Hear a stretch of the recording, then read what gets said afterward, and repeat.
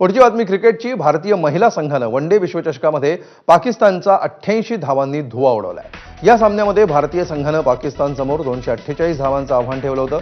भारताकडून हरलीन देओलनं सर्वाधिक 46 धावांची खेळी केली। त्यानंतर भारतीय गोलंदाजांच्या प्रभावी माऱ्यासमोर पाकिस्तानचा डाव अवघ्या 159 धावांमध्ये संपुष्टात आला। वेगवान गोलंदाज क्रांती गौड आणि दीप्ती शर्मानं प्रत्येकी 3 तर स्नेह राणानं 2 विकेट घेतल्या। या विश्वचषकातला भारताचा हा सलग दुसरा विजय ठरलाय।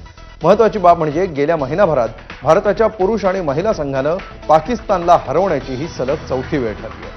दुबईतल्या आशिया चषकामध्ये पाकिस्ताननं सलग 3 सामन्यात भारताकडून सपाटून मार खाल्ला होता।